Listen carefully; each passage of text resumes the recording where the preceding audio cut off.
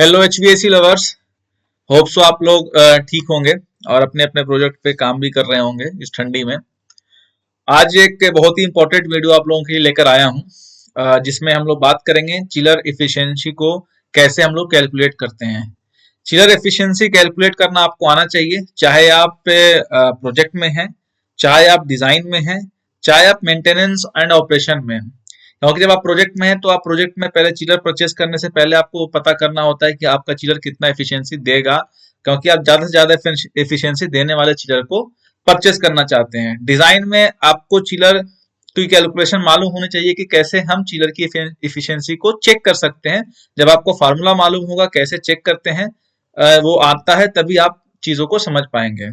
और दूसरा, ऑपरेशन में ये बहुत ही जरूरी होता है कि आपका जो एनर्जी कंजप्शन हो रहा है, जो बिजली का बिल आ रहा है, जो कॉस्ट आ रही है पावर कंजप्शन की, उसको कैसे कम किया जा सके, या जो आपकी चिलर है, चिलर एफिशिएंटली काम कर रहा है कि नहीं कर रहा है, कितना खर्चा चिलर को आपको चलाने में आ रहा है, वो सारी चीजें समझने में आपको बहुत आसानी होती है चिलर एफिशिएंसी कैलकुलेट करने में।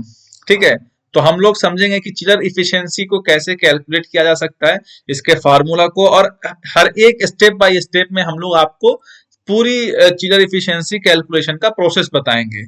और नेक्स्ट पार्ट में आपको बताया जाएगा, एग्जाम्पल के साथ मैं कैलकुलेट करके बताऊंगा कि कैसे कैलकुलेट करके निकालते हैं। तो जैसे कि आप देख रहे हैं आपके सामने, chiller efficiency is known as a COP. तो चिलर इफिशियंसी को हम लोग जनरली सीओपी कहते हैं, है ना। सीओपी, जो एचवीएसी फील्ड में हम इफिशियंसी को सीओपी बोलते हैं।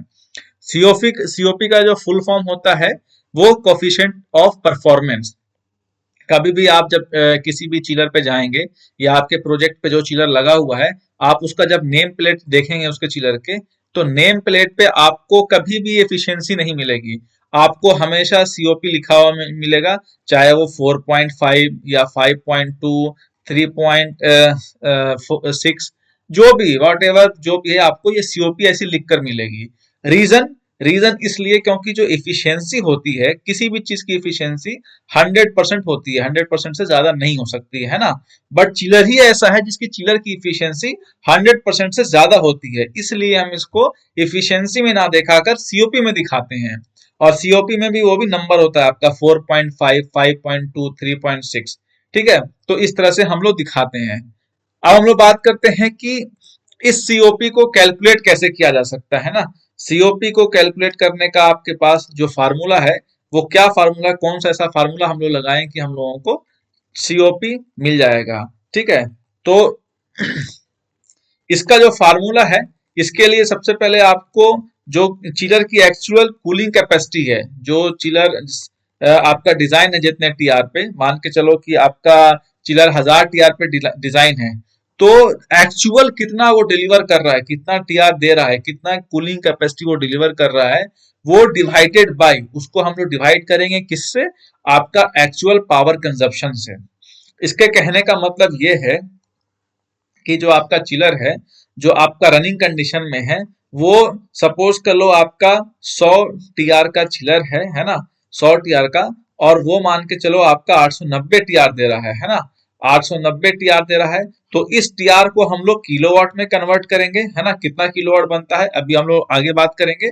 और उसके बाद जितना आपका पावर कंजप्शन होना, जितना एनर्जी यूज हो रही है किलोवाट में, उसको हम लोग डिवाइड कर देंगे, तो आपका सीओपी निकल कर आ जाएगा, है ना। तो अब हम लोग इसको स्टेप बाय स्टेप समझेंगे कि कैसे करना है।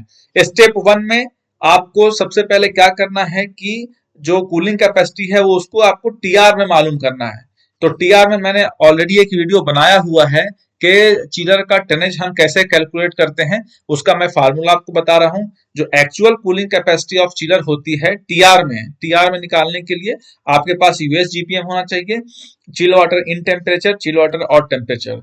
तो यूएस जीपीएम का मतलब है चिलर के अक्रॉस फ्लो, है ना, इवापोरेटर के अक्रॉस फ्लो, कितना फ्लो जा रहा है, कितना जीपीएम फ्लो जा रहा है, आप वो पता कर लें। वो कैसे पता करेंगे, उसके लिए अल्ट्रासोनिक फ्लोमीटर आता है ना, मैग्नेटिक फ्लोमीटर आता है, इलेक्ट्रोमैग्नेटिक फ्लोमीटर आता है। वो आप पाइप पे लगाकर आप पता कर लें कि चिलर में कितना जीपीएम जा रहा है, और उस जीपीएम पे चिलर का इन और आउट का टेम्परेचर कितना बन रहा है वो दोनों को नोट करें। उसका delta T difference divided by 24 जैसे ही आप करेंगे आपका जो रिजल्ट आएगा वो टीआर में आ जाएगा। ठीक है, ये पहला स्टेप है। अब सेकंड स्टेप में आपको क्या करना है, इस टीआर को, जो आपका टीआर आया उसको आपको किलोवाट में कन्वर्ट करना है। तो किलोवाट में कन्वर्ट करने के लिए आपका जो टीआर आया था, जो एक्चुअल टीआर आया है, उसको आपको 3.517 से मल्टीप्लाई कर देना है। तो अब जो भी वैल्यू आएगी, सपोज कर लो यहाँ पे आपने कैलकुलेट किया इस फार्मूला से, और आपका जो आया है बनकर 580 टीआर आता है ना, 580 टीआर आया। अब आपको इसको कैलकुलेट करना है किलोवाट में, तो आपको यहाँ पे 580 इंटू 3.517 आपको कर देना है।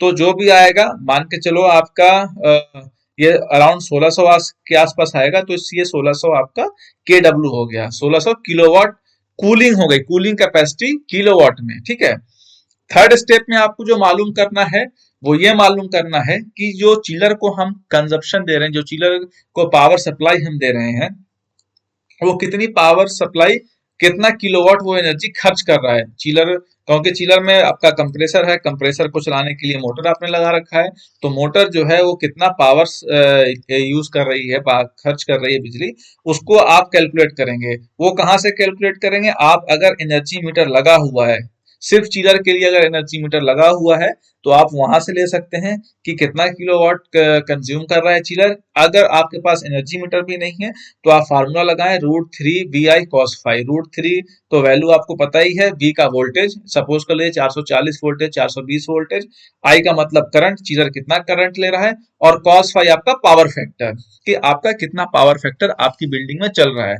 तो आप वोल्टेज तो आपको पैनल से मिल जाएगा, या आप मल्टीमीटर से चेक कर लेंगे, करंट भी आप मल्टीमीटर से चेक कर लेंगे, लेकिन आपको पावर फैक्टर आपके बिल्डिंग में जो लगा हुआ होगा मीटर, आप कैपेसिटर बैंक लगा होगा, है ना, आप वहां से जाकर पावर फैक्टर देख लीजिए और इस फार्मूला पे √3 VI cos φ से पावर कैलकुलेट कर लीजिए। तो अब आपके पास किलोवाट में कूलिंग कैपेसिटी भी आ गई, और अब आपके पास किलोवाट भी आ गया कि कितना एनर्जी कंज्यूम हो रही है। तो चौथे स्टेप में आप सीधे आपको इस फार्मूला पे इस फार्मूला पे वैल्यू रख देना है, और इसको कैलकुलेट कर लेना है। जो भी वैल्यू आई वो आपकी सीओपी होगी। सपोज कर लीजिए, जैसे मैं बात करूं कि आपका 580 किलोवाट, सॉरी 1600 इधर आया था ना आपका, 1600 किलोवाट कूलिंग कैपेसिटी थी, है ना, और आपका मान के चलो कि 500 किलोवाट आपकी बिजली खर्च हो रही है, तो आपका जो सीओपी आएगा अराउंड 3.1 के आसपास सीओपी आपका आएगा। तो इस तरह से हम लोग सीओपी कैलकुलेट करते हैं। नेक्स्ट पार्ट में जो मैं वीडियो लाऊंगा उसमें आपका मैं एक जो चिलर चल रहा है उसका डिस्प्ले का फोटो लगाऊंगा, फोटो करंट फोटो लगाऊंगा कि उसमें chill water in temperature, out temperature, flow सब कुछ रहेगा। उससे हम लोग कैलकुलेशन करेंगे और एक्चुअल एफिशिएंसी निकालेंगे। तो वीडियो के लिए आप बने रहें, चैनल पे नए हैं तो सब्सक्राइब करें, लाइक करें और अपने दोस्तों के साथ शेयर करें जिसको ये नॉलेज की जरूरत है। धन्यवाद दोस्तों।